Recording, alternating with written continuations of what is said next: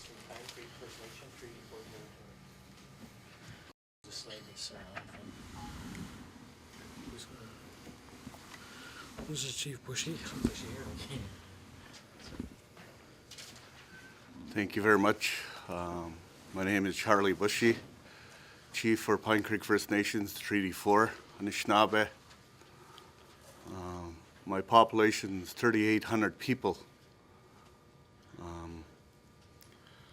I respect what's happening here today, but we certainly need to understand who we are in our homelands. We are situated in Manitoba. Our treaties, we need to relate and understand this relationship coming from Pine Creek First Nations, grassroots people. That development needs to be come forward with the provinces. We have a crown relationship. Our lands, our resources is sovereign and still connected today. We depend on the resources. We as Indigenous people in our homelands has recognized we need to do something to accommodate our future with all society. We depended on, again, the moose. Pine Creek First Nation Chief and Council has supported the closure of moose in our traditional territory. I ask quietly, I ask proactively the management of our traditional resources. Today's legislation, we certainly need to look at. Together, we must achieve implementing new frameworks, understanding our position as the original Anishinaabe. Our livelihoods always depended on the fishery, the timber, the forestry, and the species we always depended on. Our elders are reminding us we must take action and be part of new relationship and propose new legislation in respect to sovereign lands.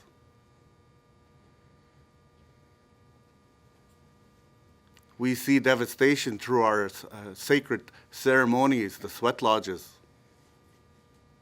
through our pipes and our drums. The water, the watersheds. It's clear that the moose has disappeared in my back door. Our only economic has been lost. We depended on the blueberries for hundreds of years because of the diversion of water systems going into the blueberries. Not one blueberry box was harvested this year.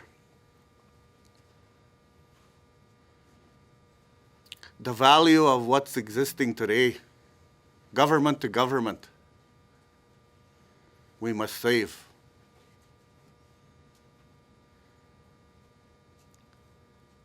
I want to also point out Lake Dauphin concerns with the treaty aspect. We need to relate. It's been 10 years. Our people continue to harvest, just like the bear is who I am. My traditional name is Makwa Anishinaabe. for thousands of years, we were the same as the species. The Creator gave me that authority to harvest and take. And when I take, I do my ceremony. I offer to take down that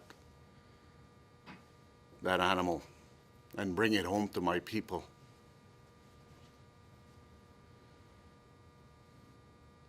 For 140 years since Canada was born, the NRTA, the Natural Resources Transfer Act, needs to be examined. The provinces had that full jurisdiction. Duty to consult certainly needs some high attention today, not tomorrow.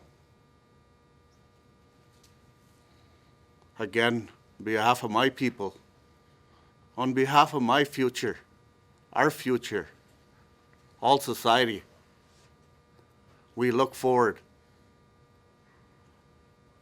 I want to relate in a good way. I am proactive. I understand who I am. I want to continue this relationship. That's why my people put me here. 16 years I've been a leader for Pine Creek First Nations. And I'm going to continue. We have a lot of outstanding business. I look forward. We always depended on the birds. The disappearance of the redhead ducks. I used to go to the lakeshore. It's not no more. Running home from school, I saw 50 to 100 skiddos coming from across the lake. Each and one of them pulling a bull moose.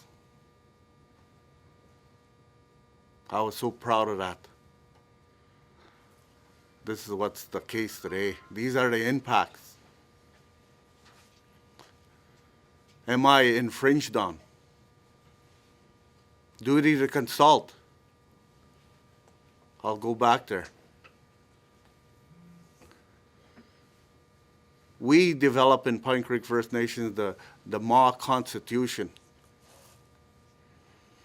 That governance must relate with the provincial system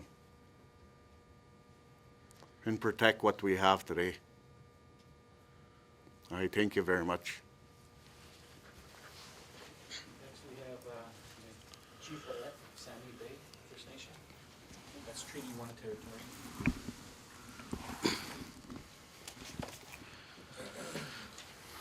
Good morning. Lance Roulette, Sandy Bay Ojibwe First Nation Chief. Ajusco Benasianina, Jnikazit, Blue Thunderbird Man.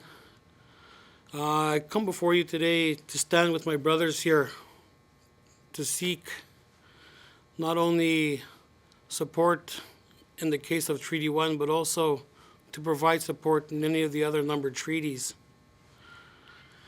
It's been a prolonged system of being ignored in the issues of treaty rights. Through Section 35 of being able to have that right recognized across Canada and having that affirmation there, and then the guarantee through Section 25 of the Charter right as to not to have any of your rights abrogated or derogated against. We have many hunters within Sandy Bay. We have a population of about 6,400 total. About 70% of our population are avid hunters, both male, female, youth. And sit here with my brothers today to advocate for the change in some of the legislation to ensure that mobility rights themselves are not directly infringed upon. As our grandfathers, our fathers, our uncles, our grandmothers, our mothers, our aunts passed down the knowledge of not only hunting, but also processing the traditional foods of our people for the betterment and health of our people. Our people depend on, on the wild meat as opposed to what processed meat does provide. And to also touch base on what limitations are there on the Aboriginal and treaty right as to not to be abrogated or derogated against. The duty to consult on the exclusion of an individual's treaty right, regardless of where they are situated in any of the numbered treaties across Canada, needs to be brought to the table. We need to do this in an effort to not only preserve our customs, cultures, and conventions, but also to do it in a good way where good faith is shown on both sides, and to ensure that these customary practices live down not only with this generation, but generations to come, so they may enjoy the splendors of what their history and their culture provides them with. So I'm very, very proud and honored to be here with my brothers today. And I look very, very forward to what the outcome of this may bring. Chimiwech. Next, we have Grand Chief Derek Nepinak from the Assembly of Manitoba Chiefs. He's also from Treaty 4 territory.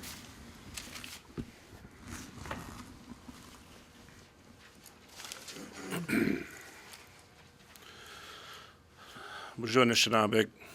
Nibin Makwan, Dijnakas Makwan Totem. Good morning. Thank you for coming in for this important discussion that our treaty First Nations communities need to begin initiating.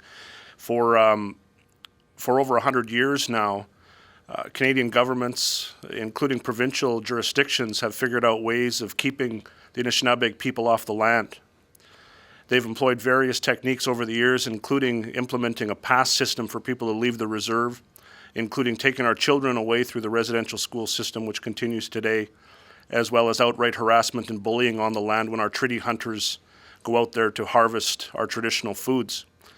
The importance of this discussion is premised on the fact that Anishinaabe people need to maintain access to the land in order to be healthy. We're experiencing crisis in health outcomes, crisis in health in our communities that can only be addressed by reconnections to the land, and one of those reconnections means going out hunting and bringing fresh food from the land back to our families. And that's an activity that's been, curbed recently by deliberate attempts by provincial governments in Saskatchewan to harass and bully our treaty hunters. Under no authority have Anishinaabe people ever granted. We've never ever granted an authority for a provincial jurisdiction, whether it be Manitoba or Saskatchewan, to come into our territories and try to implement their laws against our access to our resources. Under no authority have we ever done that. But nonetheless, we find ourselves being harassed and bullied on the land that we've accessed for thousands of years. These are non-compliance tickets. These are examples of Saskatchewan conservation officials approaching our hunters and trying to prevent them from going onto the land. Other actions that we've recently received are search warrants that have been executed in our communities that we don't even think are legal. We believe that the Saskatchewan government is acting outside the limits of its own laws in order to bully and harass our people. If anyone wants to raise this as a conservation concern, I ask you to consider that Saskatchewan gives out nearly 6,000 sport hunting tags each year for moose alone. Saskatchewan government is actively encouraging people to take down 6,000 moose for sport hunting every year, but meanwhile they're out there harassing our hunters that come from the treaty territories. I recently read regulations from Saskatchewan's hunting guide that says Treaty 1 hunters are not welcome in Saskatchewan to hunt. And that's a direct infringement on Canadian legal precedents that have been long established that allow for the mobility of hunting rights within treaty zones. I think it's very important that we recognize that there is a low scale and a quiet war against treaty hunters. And that quiet war is intended to keep our hunters away from the resources that our communities need to be healthy. And I believe that in an age of reconciliation, if we're going to talk about reconciliation, we need to recognize that the ones who are out there on the land are keeping the treaties alive, and we need to honor them, and we need to respect them. And if a treaty hunter comes by your territory or by your neighborhood or into land that you believe is yours, you need to make way for that treaty hunter to harvest, because that's what's keeping our people healthy, is that medicine in the meat. So we're not here to cause opposition, but to recognize that a dialogue needs to be opened, which means that we need to come together to the table respectively. And if that means bringing Manitoba conservation forward and Saskatchewan conservation forward, so be it. We're reasonable people. We negotiated treaties with governments. We've negotiated treaties with the Crown so that we could have discussions about access to the resources. We don't believe that this strong hand tactic coming out of Saskatchewan is reasonable. It's not acceptable, and we are going to challenge it in Canadian court. We believe Saskatchewan government, Saskatchewan Conservation has a legal obligation, a positive onus, to live up to Canadian Supreme Court standards, which allow for mobility rights of treaty hunters. So whether or not you reside in what we now call Manitoba and choose to hunt in what's now called Saskatchewan, we should be given the respect and the recognition that we have that right to do that. These types of bullying techniques and this harassment has to stop. Up next we have Regional Chief Kevin Hart.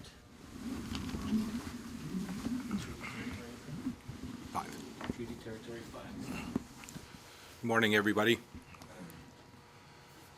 I'll say it's very disturbing in this day and age that our inherent and treaty rights are being infringed upon each and every day by various governments and such through their rules of law and such, that our sustenance and our leaders and practicing their inherent and treaty rights to hunting and access in the lands are being denied.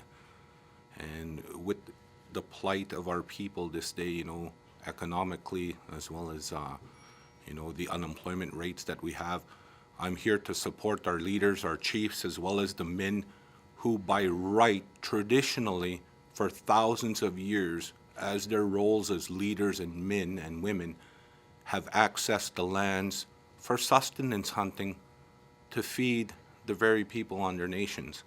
And given the history of the unemployment rates and the homelessness, as well as the poverty rates that we face as Canada, as the Grand Chief had mentioned, I myself have, for as long as I can remember as a kid, have been with my uncles, with my father, accessing, as well as hunting and gathering, whether it be berries or medicine and such.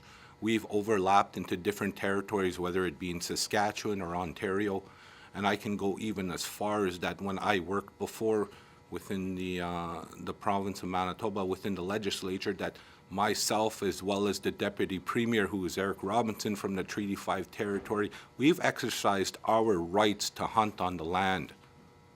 And that this is a direct infringement on our rights. And that I'm here to support my leaders as well as my people here. We know that the history, we've been on this land since time immemorial. For thousands of years, we've accessed this land. We've gathered medicine on this land. Myself, I'm from the Nisqually Cree Nation, and we know the history of my nation with the Punapiwin Cree Nation, which is South Indian Lake. Those were our communities as one before. And if you know that South Indian Lake was our winter grounds, that was how we practiced our mobility. And now to this day, we have two separate First Nations that are that have become two nations, and we have our people that hunt and access the land in the north, as well as my people that come just a little bit south from them. And that I'm very disgusted, and I'm very upset at what I'm hearing. And I know that I've been trying to be in contact with our Attorney General here in Manitoba, as well as conservation, to see if indeed these were legally, this was done in a legal way with the jurisdiction from Saskatchewan with their Attorney General, as well as the RCMP and conservation officers that worked out of there, that you know, were these search warrants and everything done in a proper way? Was Manitoba informed when these search warrants were done? I'm going to be working with the province of Manitoba to make sure to get some answers on this and then get back to my leaders as well. But we do know that here, given the history of Manitoba and the forks and stuff, our people have hunted, gathered, and traded here for thousands of years. The mobility of our people and the history of the artifacts and such that have been found in this area, you know, dates back to as far south as South America and as far north into the territories, both east and west, whether it be plants, animals, as well as other artifacts that were traded. That, you know, this was a central point for our Indigenous people for thousands of years. So I just want to say I'm here to support wholeheartedly our leadership, as well as the men and the women that still practice to this day their inherent and treaty rights to access the land for sustenance, for gathering, and such. So I just want to say that I'm here to support my fellow chiefs, and I'm going to make sure to get some straight answers for us going forward. Thank you. All right, we'll open up for questions, for a few questions. We also have Christina Cook here. She's from the Broken Head Ojibwe Nation. She's works with Bordeaux Law to answer any questions that they want to refer to her. So if anyone has any questions, you can go ahead. Can you state how many non-compliance orders there are there, when they were issued, to how many people, just some background in terms of the examples of the bullying that you're talking about? Hang on, we'll get this over there first. Well, just in this, okay. Just in this one example, this is just one morning of one day of the year. One group of hunters all received these non-compliance warnings, saying that if you don't begin complying with the law, then they're actually going to face court issues and potentially be charged. That's just one example. That's not including the examples of farmers who are approaching our hunters, who believe that they have ownership over lands, whether or not they have fee simple or whether or not they're actually leasing crown lands. They believe that they have ownership of the animals as well. And that type of miseducation or that misinformation is also contributing to the racism that our hunters are experiencing when they're on the land. Outright acts of racism have been enacted against our hunters as they've been out on the trail. And this has to stop. This is an age of reconciliation. We need to recognize how these regimes came to be through the oppression that they've used and the policies they've used to keep our people off the land. And this is just one small example of a growing effort to keep our hunters away from the land. This raid that was in the press release, when did that take place? It happened on the morning that many people were gathered in Ottawa to talk about reconciliation. So as the announcement was being made in Ottawa about reconciliation, treaty hunters' fridges were being raided in one of our communities. That would have been with the finals? The final report. As the report was being read, armed government employees were raiding homes to take away food from families. How many homes? I can't speak to that. How many? 2 homes. 2 homes? 2 homes. Has there been any dialogue with Saskatchewan, with the conservation? Or They didn't have the courtesy to make a phone call to the chief of Pine Creek First Nations. Again, I'm proactive. I'm a willing chief of Pine Creek. Saskatchewan government conservation didn't have the courtesy to make a phone call to the chief of Pine Creek First Nations. This is what we're doing. They came in with a bunch of trucks with the RCMP, with the K9 unit. Certainly, again,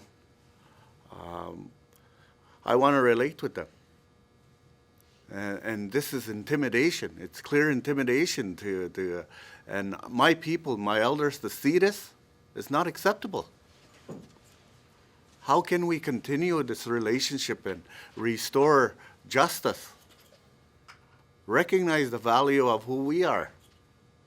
We administer contribution agreements for the Crown government. It's poverty. There's many jurisdictional issues that we need to overcome. Jordan Principle, the tribunal process that just been in place. It's amazing. It's coming. But I'm hoping that we dialogue today. We depended on our sacred traditional medicines for thousands of years. Every day, and no disrespect to the farmer. I believe the economy of Saskatchewan and Manitoba. But there's issues and concerns related to Mother Earth, climate change, the water. The fishery has been collapsed since 1980, Lake Winnipeg. Now without consultation, they want to pipe out our water and sell it without direct contact with. We use that water, our waterways. The minerals they want to come and mine. Again, permits. They allow permits without consultation from our elders. We look forward. We have the highest rates of diabetes in our region. Where is dialysis? That's their answer. Amputation. We depended. The Creator put us here. The Creator put the species we always depended on. What we find is devastation. What we find in fish is scabs and high level of mercury. Contamination of our water. What's it going to look like? 10 years ago, I said in conferences, what's going to happen to this lake? It's fine and cozy right now. 10 scientists coming to do assessments in Lake Winnipeg. Look at that lake today. 10 years ago, it was clean. 100 years ago, it was pure. Today, the watersheds needs to be monitored right from the Rocky Mountains. I've been to many symposiums and conferences. The watersheds, the Water Act are questionable. Today in Pine Creek First Nations, my chlorine dial is turned to the fullest. What's the causes? Chlorine causes cancer to my people. We want to be part of. I beg for us to be understood. I beg legislators to look at what needs to be done today. Thank you. In those rates, how much money are we talking about? The reason I ask that is just to give an idea of what that means to those families now that they don't have it. What's the? How much moose meat was taken in this rate? We don't know at this time. Pine Creek First Nations haven't been charged. Okay. We're waiting for a response from Saskatchewan Conservation. We don't have no particulars right now, but me, Pine Creek First Nation chief, I'm going all the way. I have to go all the way to protect who I am, to protect and trying to enhance, okay, to push new ways. What's beautiful? Our children, our future, your children, we need to look at. We depended on what's existing. Today, botulism, the ducks disappeared. Why? We ask why. My Pine Creek First Nations is all saturated. We just completed a hydrological study. that determines the causes. It's the provincial system. And fine and rosy for the farmers, and no disrespect to them, diverting water and flooding First Nations. Is that good? The original people of this land. We have elders still living in hotel rooms. As the Grand Chief of Manitoba says, CFS, our kids, are being taken away. I look forward to discussion and trying to accommodate together and securing that beautiful system. I wouldn't be here today. That relationship, I begged the province of Manitoba to work in dialogue, to create a structure at the grassroots level in conjunction with their system and our system, the indigenous system, okay, to co-manage the resources together, to look at and hear our voices, to understand the voices of our elders, because they depended on. They're telling the leadership today, we need to take action. Miigwech, thank you. All right, thanks for all the questions. That'll be available for any